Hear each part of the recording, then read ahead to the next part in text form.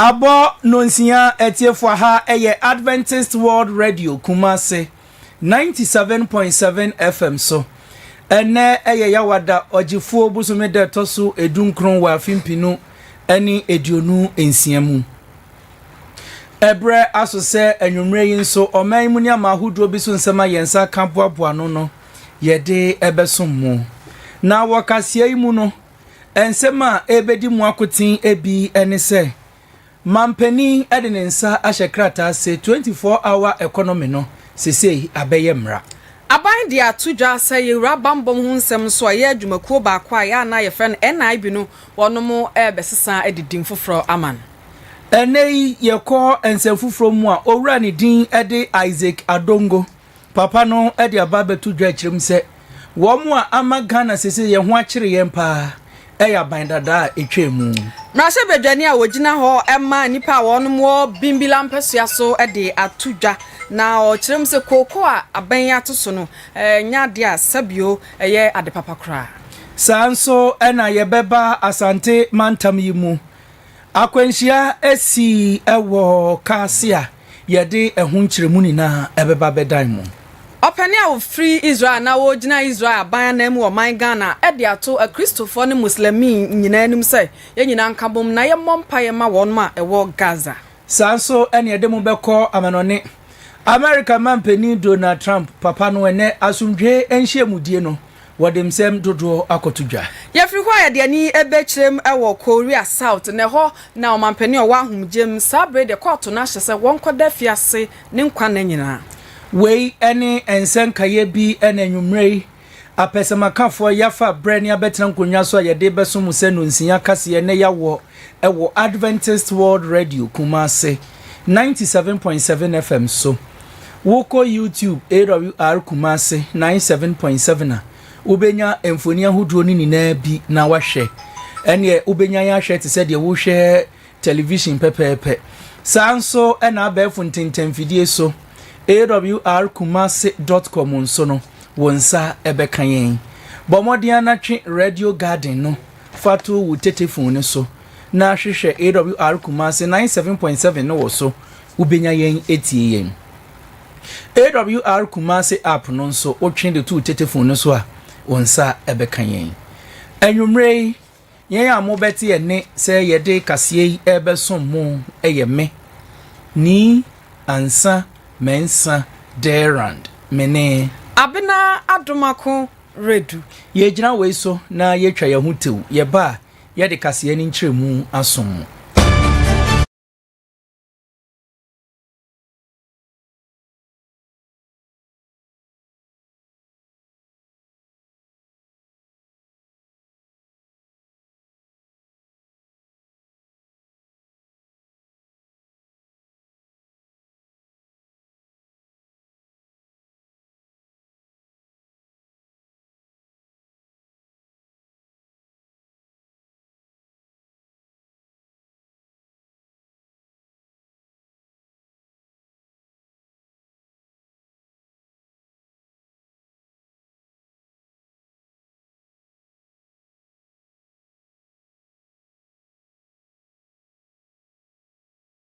Adventist World Radio Kumasi, the voice of hope. Afei yentie kase no enkyeremu Mampeni John Dramani Mahama ene Ghana fo beka wa fimpinu ene edionu enan ebra na wo bontoa no Mampeni edito Ghana fo ni na anim se ade ba ko eda na koma so pa ene se Ghana man mu yebetumi aye adwuma yempon de wo kire mu e wo poto kasem se 24-hour economy na enumu ena mampeni ene wone ni mpenifo eko eye asetena no wode atudwa pefe sesese de wode ne nsa ahye enkrata hodo bi esefata se wode ne nsa ehye ase ama 24-hour economy no ene enye anosemu akeke sese de aba abeye emra Ghana fo ni na ye behwe se ye beye adwuma do ye donhwere no makomako edionu enan ayembre na yemponso na boa ama empuntu abagana memu yentie mampeni na no disema wode atudwa. The colleagues have just appended my signature to give assent to the 24-hour authority bill.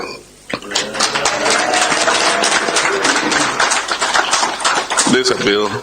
Ghanaians have been working for. It was one of our flagship strategies for economic transformation. It's taking a while, but we needed to go patiently through the process to give legal effect to it.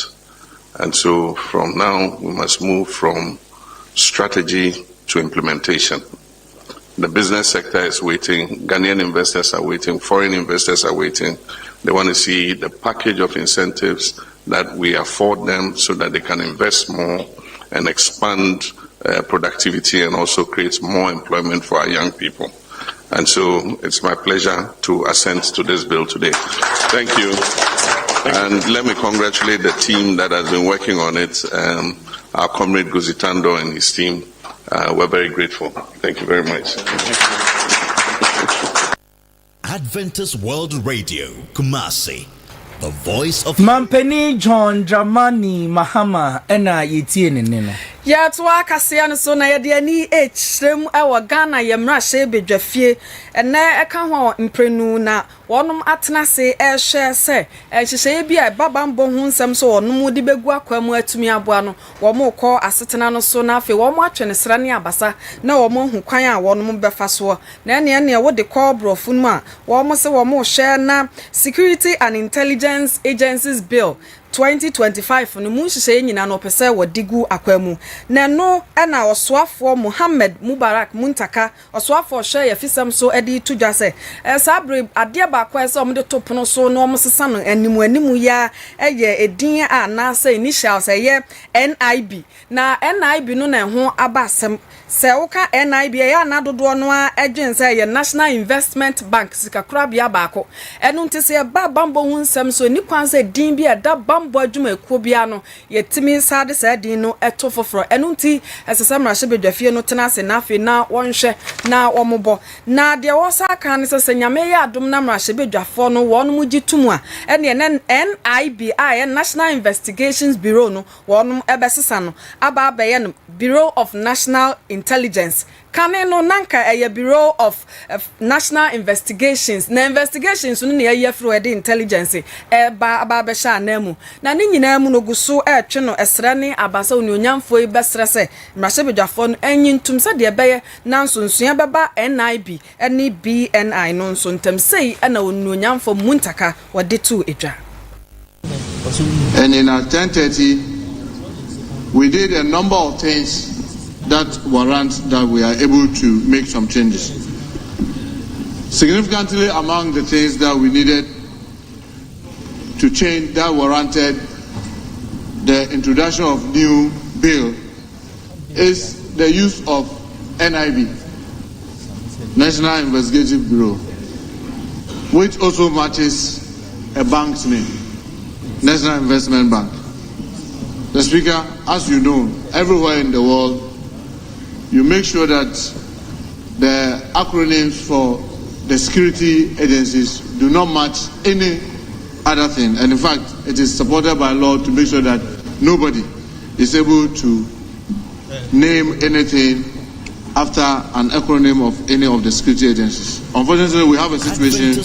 where when you say NIB, people are wondering whether you're talking about the bank or you're talking about the security agency. So, Mr. Speaker, one of the significant things that we are trying to do is to reintroduce the name BNI. But this time, even though the BNI of yesterday was Bureau of National Investigation, this BNI will still remain Bureau of National Intelligence. Oswafo Muhammad Mubarak ni Muntaka sade to so say wonu mo hwa senhyehyɛ mu no wonu beyi asoye a efa bambo ho nsɛm so mekire National Security and as Ministry of National Security no afriho na wonu mama omampani tumi na wapa wonipa wono ebehwɛ National Security and as obegina ho aye National Security Coordinator eno so onyonyamfo yi de nsɛm bi etudwa. The bill for 20 in the Act 1030 was the role of the Minister for National Security. The Speaker, as you may know, the nature of the security architecture is largely, if you look at Article 83, is largely a function of the president, because the National Security Council is chaired by the president. And because the president cannot be running to parliament to do other things, he tries to assign somebody to oversight that. But Mr. Speaker, if you've worked or if you've gotten anybody that has worked in the space, it will tell you that if you are not careful, you create conflict between a detailed ministerial role and the function of the National Security Coordinator. Because he's supposed to coordinate all the activities within the space. And if you assign or leave a ministry called Ministry of National Security, that largely is supposed to play an oversight. And if you are not careful, they begin to conflict and they begin to have misunderstanding. And that affects the security architecture that we have in the country. So one of the things that we are trying to do is to keep this position as more or less of that of the president, and then he gets one of his ministers to play that oversight without the necessarily fine detailed designation of a minister for national security, so that as much as possible you try to avoid the conflict between the minister and the national security coordinator. Eni ayokotie ba ye eya oman Ghana ye fisem soafo ni onyamfo Muhammad Mubarak Muntaka na wo mrashe bedwafie no ebra woni onyamfo Mubarak Muntaka Muhammad wo kan ne nsem wie yape ena dom kuma no penia wo no eda wo mo no woni onyamfo wo sahene Alexander Afenyoma Kensi Adabraka aden ena NDC fo ase de mawi kontomre bia ambene no de bia na manumu keka mu na mutiti nini na ne se wo pani dia tudwa ekiremu se sa de we ye ba emwa ebema enipa bi mu pa ba benya tumi ene wo mo be honhon pa abepeja wo mo beti aye ni se kutu se bamte se Lufthansa eba betuo wo de tudwa ekiremu se emre mu pa de ehun ehia se ye bekwa kofa Security and Intelligence Agency Bill bia ediaba wasi we enya de amfaso woso ne nkasa ye mu no de tudwa echem se ebema wo mwewo bambo aso ye no wo mo abenya tumi abroso emene wanhwa timamufo no wo mo de wo mo ebe enimbe yese fom no wo de onimbe twitwiri fom kura emfa asumdwe emba woni monyamfo Afenyoma kinwie ye no de atudwa se sa enhihye ye bi se no yemfa ho pepre ene ye de babonten ewo se mampani ene wo mu ewa aban mu no wo bomodia tenase ye enhwehwemu ye esan ede beto mrahye bedwani ni nanim na wo mu ni na eto wo mo boase eye ho de ka wo puto kasem se research no wo ye nhwehwemu a ehu de beboa ene de mboa emfaso ewo so ene sunsanso bone ye de beba ansana BBC ye de be yemra ye de aye emra enumu no de tudwa se enya wote medase abrawa no na wama wokura so se wokọ dabi yenhwe yie ni anhwe ni ya sa emra pese ye de eba no ede ensemsem ebeba Ghana manmu yentie se de wonimonyamfo adom kuma no woda wo ma no wo mrahye bedwafie Afenyoma king esika ensem no. The memorandum before us does not provide any empirical evidence to suggest that Act 1030 has failed. It appears that this bill is more founded on partisan political interest than a national security interest for good governance. What is being proposed? So much power is being given to the coordinator. It is not clear how his powers Adventist are going to be World vetted. Radio, Kumasi, 97.7 FM. If you give such powers to the coordinator and you do not provide for a clear path of responsibility, accountability, and oversight, it becomes problematic to you yourself as a government. And when the rights of citizens are being abused, the man will come and tell you that in the name of national security, there will be the need for the minister to sit with us as a house, do further winnowing, and incorporate the major concerns raised by the minority on this floor. Woko mrashe bedwafie domkuma womo ewo ho peni oda womo no wonimunyamfo Alexander Afenyomakin eni ekotie ne no na se wo fa mantamu baabia asamada epono so na obi a twe ne sekan na wo twa bi awe eni koko hu nsensem eni koko bu a yate so na yakọ Ghana yemra hye bedwafie a eku a wonom ehye tu abanofo efa yenuane kwadwuma na afensu koko hu nsem so mekire Parliament Food Agriculture and Cocoa Affairs Committee wonom opani ba kwa woda wonom ano na woka won ho Owra Dominic Nitiwul ono so aba abontene e de nsem bi atodwa wosese yakọ adwaman so akoko a yate so no nka ba efom mekire oman Ghana mu a enkasese aban no fa kwan bi so nanka wogina ano nanka enkokan kuafo no firi se kuafo no eno ani adwuma a wonom eyedidie enti se abase ama yate koko bo no so ama kuafo ya obi abehye wonom akoma mu no sebe atrimu odin bi na aban wode bo koko akuafo yenti oni onyamfo Dominic Nitiwul no yemrahye bedwani ewo bimbila bato mpesuaso. Government should have built at the cocoa farmers. It's not the first time that cocoa prices have slumped. In 2000, the cocoa prices slumped. It got to a point that Ghana, Ivory Coast, Nigeria, and I think Brazil wanted to actually ban the cocoa beans because they had manufactured synthetic cocoa, which looked like our cocoa. You know, it looked like this. And so the world market price slumped. And Ghana and those, they took the decision to ban so that they will have less cocoa beans to drive the market up. But even that Rawlings regime refused to reduce prices because in our history it has never happened. Never in our history that cocoa prices have come down. It's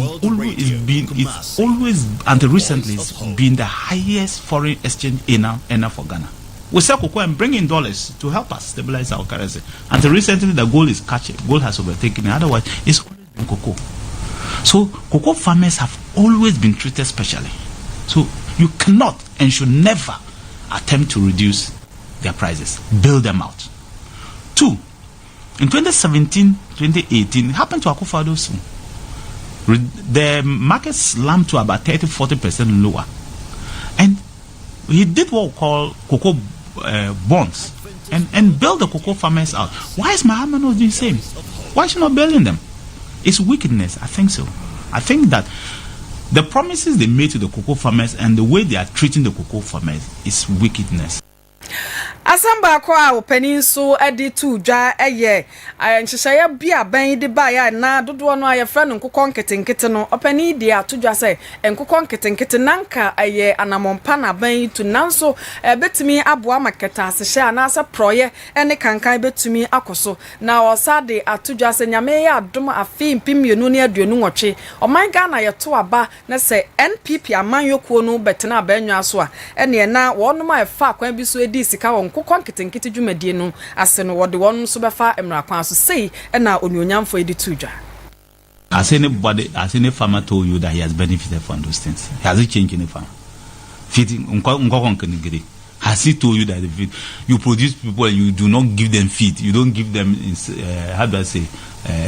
medicine to keep the poultry? You think that this is please, it's just like planting trees during the dry season. It's a route for corruption. You will see that a change of government, this matter will be investigated. You see, people will be jailed for it because trust me, it is a way of it's corruption, nothing else. There are some things that when you start, it's like telling me that you're going to plant trees during the dry season when you know the trees will die. You know that the trees you are going to plant during the dry season, the north will die, but you are planting them. It is the same thing. If you give this to farmers, you know the best will die because you are not giving them farmers. You are not giving the agriculture veterinary extension. The animals will all die. Kumasi. Samba kwa openi so ete honte ho eye galamse openi de tudwa na obo NDC amanyuko omampani John Dramani Mahama eye sahenema wonum se oba banwa so no nanka oye bibia se galamse no obebra nanso wo hye de anuoma ekọ nansen a enya de openi ne na ban no nani gye se obebra galamse na wo sere ne se ne wontu anamompa se de betimi ama galamse no so aba fam o my Ghana mu. No, it is worse off. Completely worse off. Everybody knows it's worse off. We've depleted a lot of our team. The last 1 year, what happened on the field is bad. It's worse off. I think the government has given up. That's why nobody is talking about it any longer. They've just given up. That's basically what it is. Any ayokotie ye ya bambo swa for wa humijiem onionyam for Dominic Nitiwu. Yetwa kasiano eso. Na wopani Nitiwu kasawie ye no. Ena wokọ mrahye bedwafie empenfo ya pa womo. Se womo enhwe sikasem so ewo Ghana man mu. Wonimonyamfo Isaac Adongo wono eka ho bi no de atudwa se. Ene ye pe de ode atrimoden ba ye pa de ne buru eba kane. Nini na ne se papa yi akiremu a womo akwakofo ha okese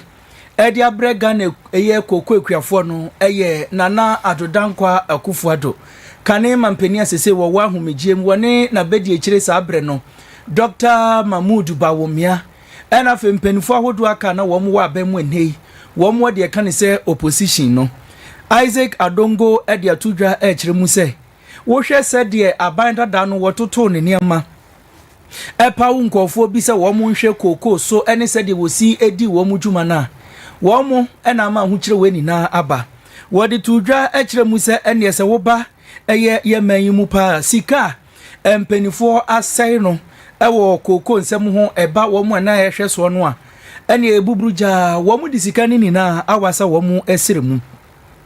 ne nkasa ye mu eno de tudwa akire mu se Koko body mpenufo na wom wo mampeni Akufuado ne penso no wom na antoto ne amaye ebo obra no biara ene wom ye ne se oga de twopam nyafu wom de wom nsam ye nu ni na ebedidi ede efuafu aduane no de ahye wom anu mesanse no wom nim se ye den a wom beko entisi ye peso bo de abo obi dia e wo se ye de bo na Adodankwa Akufuado ene ni mpenufo pawo ya ebra no otia benwa so na wo mo hwe koko ensem so yentie ensem a wonimonyamfo Isaac Adongo ede atudwa. When Cocoa Board had 286,000 bales of jute sacks sitting at the port, they only went and cleared 91,000 of them and left the rest at the port. Meanwhile, they also had 75,000 bales of jute sacks. So add that to what is in the port. They had enough to last them another 3-4 years. But just a few days before they left office, they went and contracted and paid 48 million to bring in 80,000 bales of jute sacks. These are reckless people. If it was possible in the days that we were shipping people, these are people that we have to line up and tell cocoa farmers it is the conduct of these people that denied the government of Ghana the resources to properly take care of you at this point in time. So that we'll give everybody a cane. Cocoa farmers will ship you in tow. Then we will know who is at fault. But these are the type of people, because they can sing and dance more than everybody. Sometimes they tend to think that when they tell the same lie many times, it becomes the truth. If Ghanaians were not vigilant, I'm sure one day they would have told us that Psalm 23 has 118 verses. Wopeni Isaac Adongo ewe ya no de to aso sesei no. Eka MPP aban no wo mu bogu ho no. Ewo kokofo wo mu aso ye no wokeka ebomu pa Ghana sika mu no. Opepepe eye eduasa 30 billion Ghana cedi ene eka MPP wo mu abreso no wo mu bogu wa wo mu ni hu akwanya bia so otumi ekasa edefa koko nsem yentie nkyiremu a Isaac Adongo edemae. As we speak now, Cocoa Board requires no less than 23 million Ghana cedis to finance its ongoing operations. Looking at being able to raise working capital of over 30 billion Ghana cedis. That 30 billion is not to pay the 60 billion they've left. It is just to make sure that Cocoa Board can do lala sulala. 30 billion. So you can now understand. 30 billion. Cocoa Board doesn't deal with millions. 30 billion in working capital. Meanwhile, if you look at the accounts of Cocoa Board, you will notice that there's a big hole sitting there that needs to be addressed. The net equity of Cocoa Board is over 20 billion. In other words, is that not the case? Isaac Adongo will call Rashe Bejefiam Penify Yapa Womo. Say one share gun is Sikasemso and Odia to just say Eka Yabo, Ewo Koko, who is Seminano, Eye Abinda Dano, and Amasa Kawi Abba. Openia wajina Israel. Mampenia nemu ewo my Ghana mu Owra Roy Gillard sabre de wone emrahye bedwafie metre Ghana ne Israel emrahye bedwafie wono mayonkofa ekuo makodi nhyiamu na ase na opani di tudwase ye hwenta wantawadi a ekoso ewo Gaza mpapre no so a ye akwakoye se Christopher ene yenuanu muslimifo ena santa wantawadi eda yentem na yeto my Ghana mu a ye de ebadwene sasabio emfa ye ho na womu a ebetumi atwa ye okwa ba kwa na mienu so eno nti se yenuanu muslimifo ene Christopher ko wonkoto odwanim se wo so afra odomankoma nyankopon a ya wonsre adesre a na se wo mompa ye ni bi emfa ma Gaza na sa asomdwe ba honom a won ma wa ma hodo so no wo mo asom so ebetimi adwo mo ama yonkofa pa da oman Ghana ene Israel ene aman hodo so no ebetumi atena hoda sei ena opani a wosi Israel aban na mu oman Ghana mu Owra Roy Gillard ode atudwa. What are the chances to see a real change in Gaza? I must tell you that I really don't know. The question is, assuming that Hamas is not going to give up the weapon from their own goodwill, they're not going to volunteer to do it, and there will be a need for a military intervention to force them to disarm themselves. I doubt if the international community will be doing so. Currently, Indonesia is sending many soldiers. Some other states are sending soldiers, but they are mainly sending them for what is known as peacekeeping, just like your soldiers in South Lebanon under UNIFIL. But there is a huge difference between peacekeeping and peace enforcing. So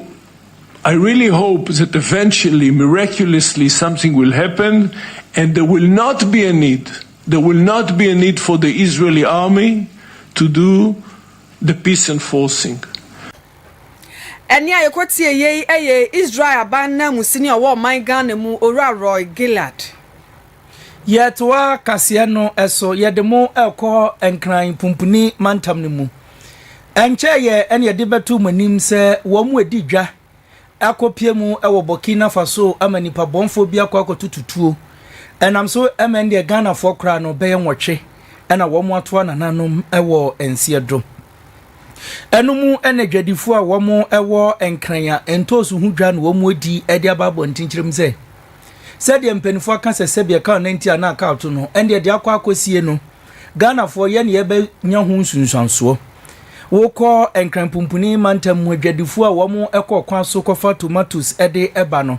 wo mu de atodwa se anwumrei memfa ento etiefo ni nanim se de aye de ensakraye bia amba na wotwe da yanim ya de a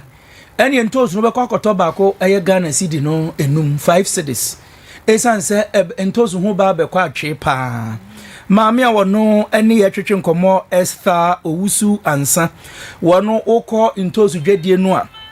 maami edi entintiman ewo mu pa a enye asem ketwa na enumu ena maami edi atudwa ekyeremu se wo hwe se de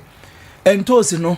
wo mu kofa wo mu bre na sese kura wo nya bi kura ne de a ene hu sunsuanso Ghana fo ena eba besoa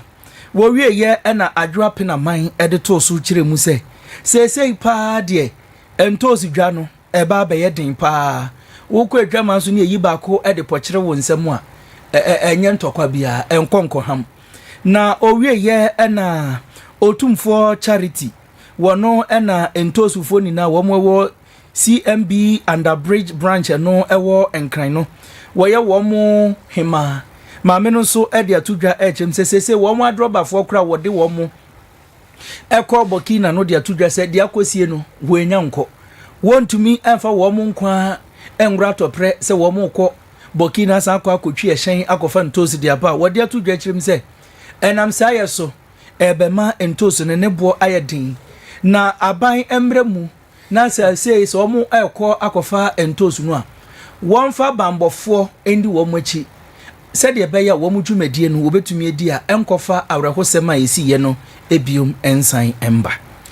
ya to akase no so na yada so egina nkrapumpuni mantam sanya nyankopon adom na ofafia anka gamanche eyaken takite churu otosumienu anka wohia nkwanhia ma wofri atiasefo asase so wodi na ni kyeremu ewo ya na mekyere da gomba ohene efra ne sa womra na afia ahemfumienu wonom ntenase enwenwen akwan ahodo ahemfo so betumi aboa ema asomdwe wo my Ghana mu ne betumi atena hoda na wobeboa mampuntu nnwuma ne nkoso so betumi aba nkromienu anasa amantam mienu mu na no na ne dwumadie nyina eba wiye na wodi nani esache enkrapumpuni mantam no ne hyan a wotimu no ebepem ya nyame efafia panino ne ho antechema ne hyan no de moamoa pa na esenka bibito nanso odoma nkwa nyankopa andom ohene efren kentakite tieko churu otosumienu oye ga manche no sabre de yedi nu afofia odaso etiase na sabre apomuden adwuma efo guso a wo hwe bia na ne ba bi atechema na se de ba ni nyina mu ga anasa yenuanom kranfo de aseda ma Otumfo Nyankopon sa wonom hene bibia anya no wabra okohia nkwanhia okọ esrem na osa baninchi yeda so a egina enkran pumpuni mantam no mu encheye enamfoni bi ba bonten se esukufo nkwada wo mo West African Senior High School aye friend was ewo adenta ene ne mpotamu no enkwada no wo mo amfa de si ye ewo akwatia no anya disuade wode wonsa akokeka wo mo kyerɛkyerɛ ni a sɛde wode wonsa keka kyerɛkyerɛ ni no enya de na enam ne kwan so enam so ema adenta court keto no ewo ho no mu ahye se enkwada yemfa wo mu nkogum esanse ne yede wo mu eba ya wo mu agiatum se eye nokre wode wonsa ekeka wo mu kyerɛkyerɛ ni no na enomu ena court no ewo adenta ye keto akra no wo mu de atudwa ekyerem se busumi eda yanim no ne de toso eduasa ena mrantie wo besan ede wo mu afia posifo kukumu aba abepiemu ewo eye adenta circuit court said ye be ye beka wo mu asem na eno ena posim penifo de atudwa kyerem se sa asemi wotena so dia enye yesanse said ye sukufo nkwada no eba no wo mu suban said ye si agensem no se wo mu ye etena se ye nhwe han se bia o wo mu ye nkwada ye metua sika no nsan kofia anhwe ni adako no de ye betia ne se suku ni akwada bi ene wama ne kyerɛkyerɛ ni ato anananom ɛwɔ nsɛro de atudwa kyerem se enkwalai miensen wo mu eba betwe wo maso na ayensen na ho ede ama afoforo enso ye free ho de ani akyerem ewo fraw mantam ka kwanhia asie nam so ama nipa mienu ato anananom ewo nsiedo na ho ene aflawo kwantempon so ho na ka kwanhia yi esiye na ahyen mienu anu omo bepem ye nam so nipa bi ato anananom wonsiedo eye Ford na afi Honda Civic na Ford na chance de anasa ne registration number eye VR 32220 na Honda Civic nso na chance de GN 116616 na ne akoba ye ne se Ford no ye se wo pentam enu nti ane ofa kwan bi so na wesa car foforo ho ne no na wo yi ni ti one Honda Civic e de kokaba kyiri mu anam so ama kwanhia ba nipa mienu ato anananom ewo nsiedo na nipa duna ya wo preprae no de wonom ekọ ayarsabia hodo adokotafo ene anesefo gina wonom so epre wonkwa de ama wonom afenso aposifo meche MTD diguso a wonom ye nhwehwemu wagina so de kokobon so amatememfo ne ahyenkafo nyina se wonye ahweye papa wa bra wutwi ehyen na wo kaka na opese wusa wo yonko na esa wo to obu ase na wo hwekwam na wo den hyehye ne ahyenso de wo akwanso no nyina no egu nsene ani ansa na watumi atusa na moyi na aboa amaka kwanhia no eso abre anase akofom kra wo oman Ghana mu ye free enkran pumpuni mantamu na yede mo abepie Kumasi anase Asante mantamu amane abo abeka Awr Kumasi 97.7 yensa ene se Say no would weni echiremu pa dia enipa wo mu tu afom agudie gather them and sell aye tuni din se galamse no ene wo mu aban epausi ho national anti illegal secretariat operations a wo mu ehwe se wo betumi aboa ama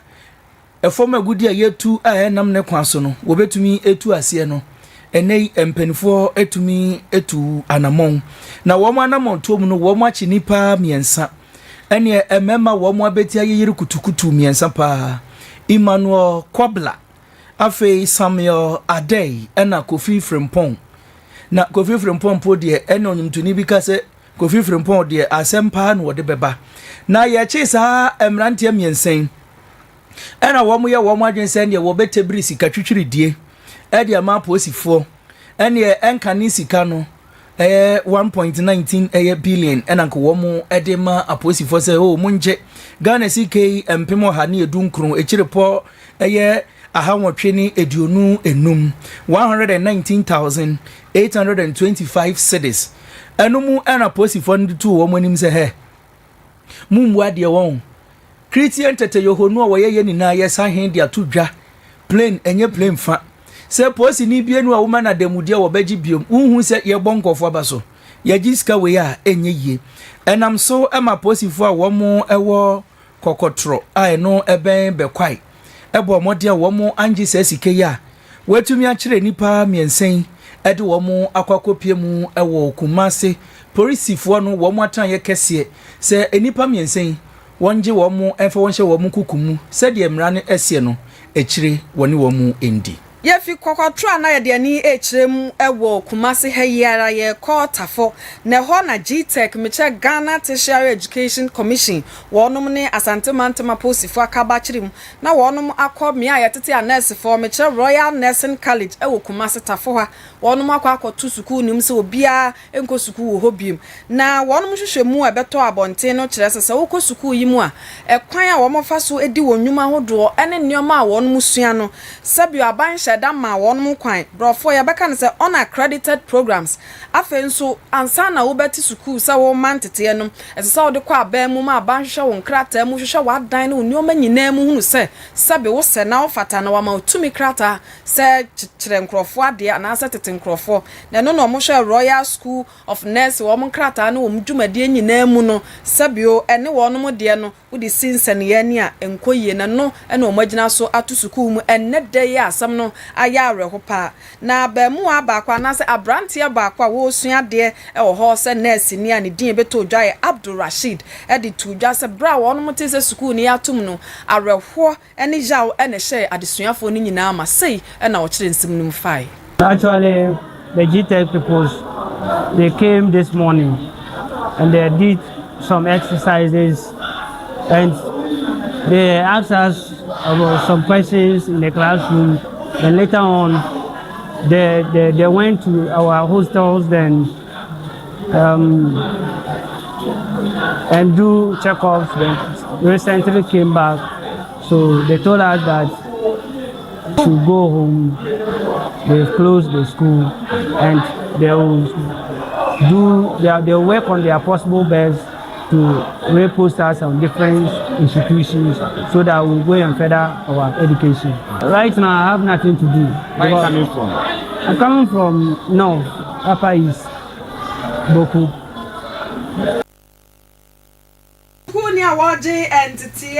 Royal Nursing College water for na yete se wode nsem bi etu eja afa suku ene de yada ya betum sa nurse fo nyina waje entity no obi amfa nani nkire ne fie ekwan yeda soa ewo Asante Mantam yimu arahosema beka yensa ene se wodwani akiremu ewo kase be pocket bi no ewo hono mu a yade a ehyen ahodo ya yede fangu egumunu ebi atete asan nachi enam so ema ehyen tete asan nachi no akwakofa oyeni kese ediaba enipa baako ena wono watu anananom ewo ensia dosense ebra ehyen no etesan nachi sa no enam so ema ekobo ehyen mienu mu enumu ena baako de wohwere ne nkwa amunamunu mu hwa enipa wo mu wo hɔ asem no esiye no akiremu a ebra wo mu ewo ho se woton ade na no hu se ehyen no ekọ saa wo mu nim de efisuro ekote bayira homemu a ama ne ntumi ammo akese de wo behu a ne se ehyen na asan na chi a eba fo mu nkakra eno na eba ekopemu eye ahyen mienu mu a enam so ema nipa ba ko de wo kire se wato anananom ewo ensiedo wo mu a akani na no eyade a wotumi asesa wo mu ni na ede wo mu agu eye ehyen mu akopie mu ewo kase ayaresabia nei wo mu ni na eje ayarehwe enu mu ena posifo ni dum jadwuma yeku ekopie mu ewo kase wabra sa kwenhia esi yede atudwa se enya de wo mo be yen hwehan wo ba be yen hwehwemu abo wo mo homoden pass obenya asemu ni pomasi brese de be ya de ekote bayira homemu ama na mbo akese no wo mo ebehu bebi e wode ebekwa kosie wode atudwa e de akwa ma droberfo se empampi no se wudi ehyen bi echi na ehyen no eso a eya na wama eye kwan kakra aba beda wo ne ehyen ne ntem se de be ya bibi sei ekoba enipa wo mu no wo drobani no wo betumi aka ehyen ye age wo mu nkwa na nkwa nkofa owuo ti se de nipa baako ahwere ne nkwa ewo kasi enne ewiye Yefra Santa Mantamo ya diani echrem ewo apuye mantamu na yeko akuapem north eho na arahosem free oba ababa wa wanya mfenhia no dunsia to nananum wonsia do yayaya na bia asem isi eye tinkon na de iba ya no se meminda etwam ya na adofo ne afoforo bi wonum di wonum da wonum friend Valentine no ababa wa free fie se wo hwade ewo abontene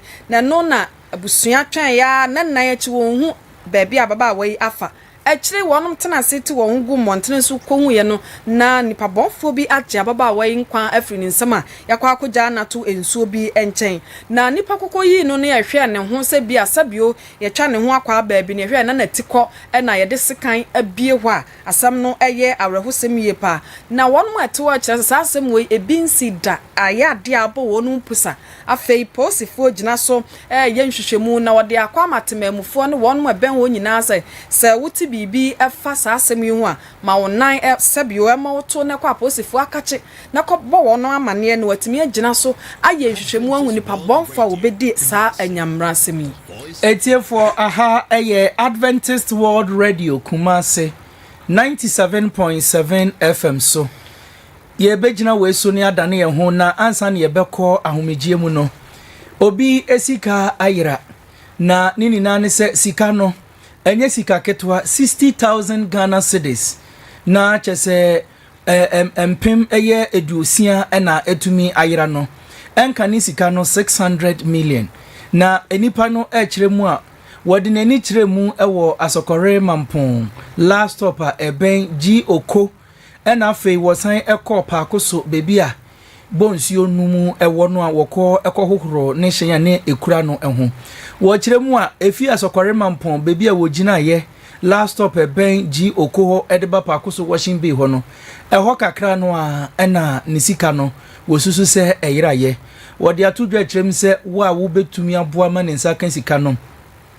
achede a ne ho ofe pa ewo ho de kan se handsome reward no wodi ebi ebema ho na wo so de akotwa wanum spedede wo betumi afre Awr Kumasi 97.7 ya homa trofo no se wonsa etumi akansike ya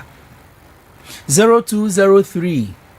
54 00 00 0203 54 00 00 ana 0203 527777 and 0242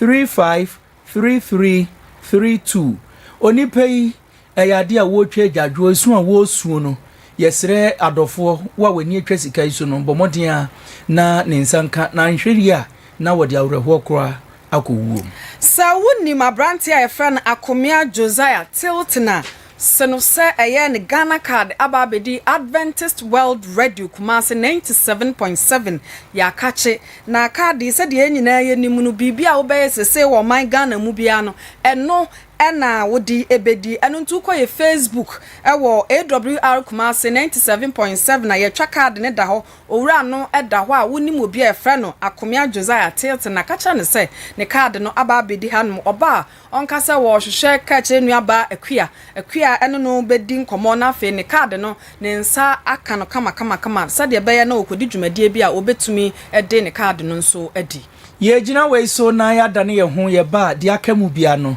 ye de ebesom mu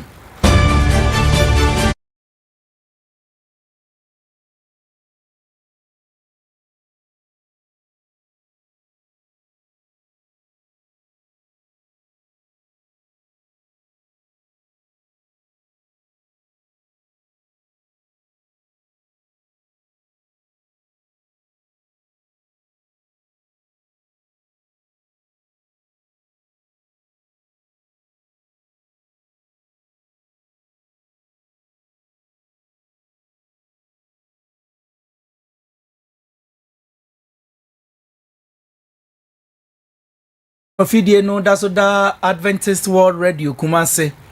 97.7 FM so yademo ekọ bono mantam ne mu na yekopie mu ewo bono mantam dia nana sabi kreme wono ena woye kroti hene papai ediato wonmunyamfo John Edu Jack ena fe wonmunyamfo Dominic Aduma amya wanim se wo sere wo mo pa ni kro aboabo no ase empuntu no ye twa wo moja enumu ena kroti hene na nase bi kireme bisa se bo aden aboabofo wo mo nka Ghana ho ana ene se wo mo ka ho de mpanifo momoden se wo betu ana mo na wo mo akwan a ayemfutu kwan ene wo kofa so na wo ba se bio manimu a wo chen wo firi wo ho be yese gon na de tudwa se enya de yade pa enu nti nani enje kura enam so emode ato empenifo wo mo wo bono mantam no mu enim ekire mu se efri sabre ya kopim sa afimpinu ne aduonu nsia ebekọ na wiye no wontwa wani emfanhwe aboabo ayeno ewo doma empotem wo se de be ya wo mo akwan ni na wo beba beye ama wo mu sei enanana ede etudwa aban bi aba ye kan so ababokwa meyamam enchere kura NDC fo bai yewura MP oka kire ababofo se da odi bi hia se nimfie nan no kwawiye na sa ababokwa yenyi ya o mahapo so be kampi odem timpam kai nti me ka kire MC amanate na to MP na koto mampanyina nkasa ababokwa ka ho bi na MPP fo lusu ewo ababo ha nyina kan no nanka MPP olidi ababo nanso esan bo hia ye hia ye ni sunti no aboabo ha nyina MPP lusuye nti metwe NDC fo so adwene gina so se bosha MP no be hye no onka ne bosha wa hye na fiwe 2026 no onkwa wie no ne abeya aboabo kwande amai nana ekasa wie ye na wonimonyamfo Dominic Aduma amiao editu dwase o nana kanwakoma eto yem aboabofo mo nso mo ka Ghana ho na NDC amanyoko nso kai mo pa boshe bia wo she bia wo beba bedi so yenti onu munyamfo amiya nso ensemo de tudwa Nsa na America project a ya de saka 2016 ababo kwande kura de ya drew say more than 85% aya get I feel so tinti so a nkada ne ka aka wo ho ani say yeah last feel near the coach araguso mfie nkono ma fa bensa nka na de amanyosema mensa ne nka nko bio de make any say Blvd jawa ibe da so enu so ka project a yeguso 81 na mo so we a boso me mienu atwa mi Ghana mampanyin ba eye bono region nyina ya hinkuro eye sunwane ebe kate sword for the Sunyan outer ring road obobo akwan bi a ewo nkrotu ahodo ewo bono ha ya order my contract oka brekum ekosi sampa kwan oka efiri chemasu ekosi Gambia oka efiri masu ekosi nkrankwanta Ora Musa Koni papa yi eye papa wonu ma ekọ Burkina Faso sanko okofa ntosi aba o man Ghana mu na nipa bonfo bi kotwa eja okunkum mu twa eja to mu no woye baako eja na ne ba ana woka ho ede Abu Sadik na hotedin de kakai na opani di tu edwa se bra wo hu se ne bamfo ni ye de a kire se wo ba no sabio de akoto no akwantimfini ya de anka o tori emum na sa brede one nananom atena nkodwa wonom ewo ageman krom atu anama akọ abankra chepani ho sa mamra kwanso no wo mo kwa akose abankra chepani se buo menso mebaka nipa yi a wonom kọ Burkina Faso ho no sa bibibi bone akọ akoto wonom bra wodru won sei na owura Musa Koni odi atudwa ya me pesane kan se facts aban no ye besa ne se oma one Burkina aban no eni nkita ho na perpere yo fact ye ka se edi ni asi mi ochi edi huru ye bedri beba anopai se me fred aga ho no boys ni ene koso wo border no so nya ni ano edi mepa ache ukrase nka omomma me sra omo ani die omommo me ba ni nti man to kwa mesi mane mi yenu ntam enti me sra aban no se onhwe na asumbe enye aduma ya twaso ne ho ena abankra chepani onu onyamfo Dominic Adomame ya nso editu dwase wo ma abusuan wo no mahwe wo ndehye wo sa ebreimu se wo no nyina enkafra na afenso wo mo nhyeden afe wo gidie ewo amanone aso enum se wo betimi abo adwuma na sabio watumi aye bibi afa atoyenchemi a ato oman Ghana sei ena onu onyamfo no nso editu edwa se yetu kwan so akọ amane ya sunjwe ya enhyede ni so a Burkina Faso se ya mana sunjwe enhyede ni so papa ye ko ho a ye nhwe ye huye if possible a enka ye duru ya immigration fu abawo border so enka samisa se akwantu ami tui mana mi ko mi asunjwe wo ho mi ko be ye ana enye ye na it's very unfortunate se bio obi ko Burkina Faso akoto tomatoes e de abagana ye nyina West Africa and ECOWAS charter enka ye wo 48 hours a yetimi de ko bia ma ne so de ba be ko ben kita tuo nkita jane nkita se kare na se bio se buku haramu ICC be sa nipa no be ka be ho bom adi sa bone no e ade antwa ye ejiri se Ghana ye won hihye eni nti bi ni se ye foreign minister oye onabo okujeto ablakwa on ye other ministers attorney general no Opani kasawie ye ena Nana Kofi Yeboah no ne abakoma hene ewo ageman krom enso di tudwa de amatemamufo sabrede adrubre so bia ema nani da o titiriw ene Ghana yahye so na ban ene bambo adwumakuo no ma wo muani enkofom sede beye na sabi nipa bonfo bi emmonwura oman Ghana mu na de siye no nso ebi emefri Ghana awra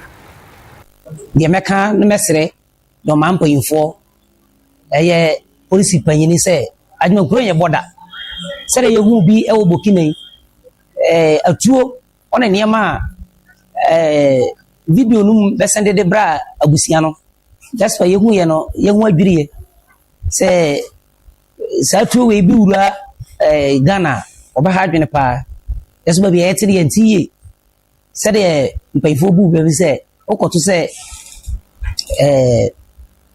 ariya da unwani a ni wayi amano no sa pepepe ebetuma abasa ye kuru nwoyi sa oye ni betumi asiwo enti border no ene Ghana ba bia kwana da bia efa so wura Cote d'Ivoire na se mama ya atwitwa ye ho ahia no benhwe ni maye maye na sa nkrofo we bia mewura man mu na ode sa hawo ne amane ye bi aba ni ayekoti etwa atowo yi eye Nana Kofi Yeboah no ne abakoma hene ewo ageman krom a ewo bono mantam yade mu afi bono mantam ne mu na yakwa kopie mu ewo mfimfin mantam mu yekọ dia ne yede ani akire mu ewo eye KEEA wo mu eye mensin mu na amanebo abeka yensa ne se akwada tegetege kura yawo no foforo ewo Bronyi Bima Estate eno eben Elmina no yade akwada ketu akura enipa bonfo bi etumi akwakoto akwada no atwene a enipa papa bi mu nso abo moden akwakofa akwada no wokoye no na akwada yawo no wokiremu wenya nefua enan no enya dia akwada no watu anananom wonsie do woda so etinkwam eno ena nipa wo mu ewo bronyi bi ma eye krom no wo bo modin ade akwada no kopie mu ewo ayaresabe wo kro no mu a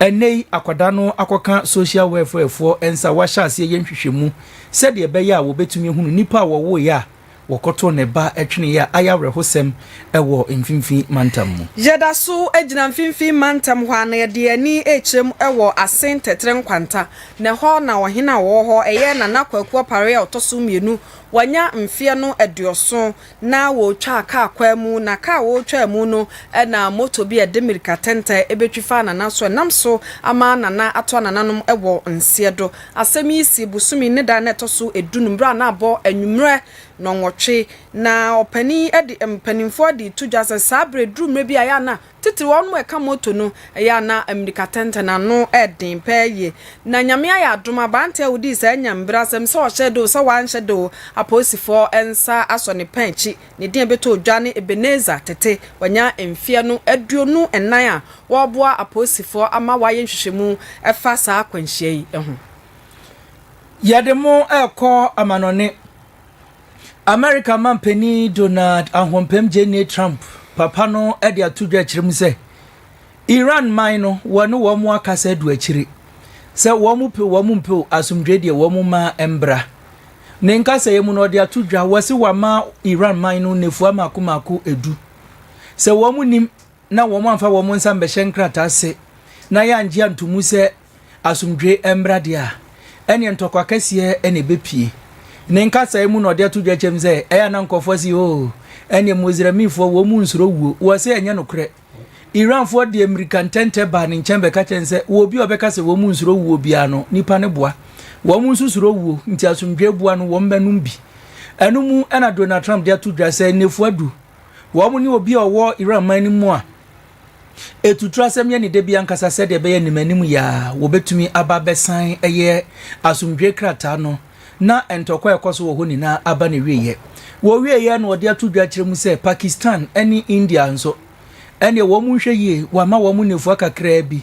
wo ma asomdwe amba ho a wono Donald Trump befa kwan bia wo peso ama asomdwe aba Pakistan eni India fo nso entem ene na ye ko South Korea omampene awo ahumjemu ora Jun Sung Joel sabre de court wa South Korea hyese opani won koda afiase ne nkwan na nyina na opani wono awotwiri mu dada na nyambra sama na ase na sotwe a yede ma no ne fareba nyina ne se ebra obetena ba anwa so na nka wofa ekwan bi so na wode asrafo mra potoka se me kan se martial law no enka wode ba ya ma ne di ba don hwiri be nsia na no na mpanimfo hunu se kwan opani afa so wo bu man no sebe enye kwan papa court ahwehwe ni nsemu ama ya hunu se sabrede ese se opani ni ye twena so e wo se nka pese ofa ekwan bi so na amamuo mra ye de bo oman no ba no tugu na nka wode asrafo de eba sabrede opani aye frɛ no Jun Sung Joel wokoda afiase ne nkwa na nyina etiefo ansa na ye besore kase ne so no putuprum amane bo abeka yensa ene se wo duani akiremu ewo Ashanti Central Ghana wo mu conference no wo mu akwakoto aba Emma Enei president elect pastor Bafo Ochire Serebo woye siebo wono woye mranim ni wonimu mrapa wono ena sesei no waba beye president afei executive secretary no nso pastor David Educhei wono ena Ashanti Central Ghana conference for womo akwakọ paw no papa ne se obi aminim no wo mekura na se pa na afei pastor Alexander Opoku Ashanti Central Ghana conference wono ene apa ne se wono nso embeye treasurer papa we de mekwa kwahwehwe no pastor David Educhei was obi aminim no pa kase ni na esi etiefo haye Adventist World Radio Kumasi 97.7 FM so ensemedi kase mu akotini ebi ene se Ghana mampani John Dramani Mahama Edinsa Ashenkrata say 24-hour economy no abeye emratitiri ewo man mu aban de atuja say yakobambo mu nsemu a eye National Investigation Bureau no wonu mo besesa no ayen Bureau of National Intelligence. Sanso ene ye ba santemantemu hu se ukopie mu ewo kasia.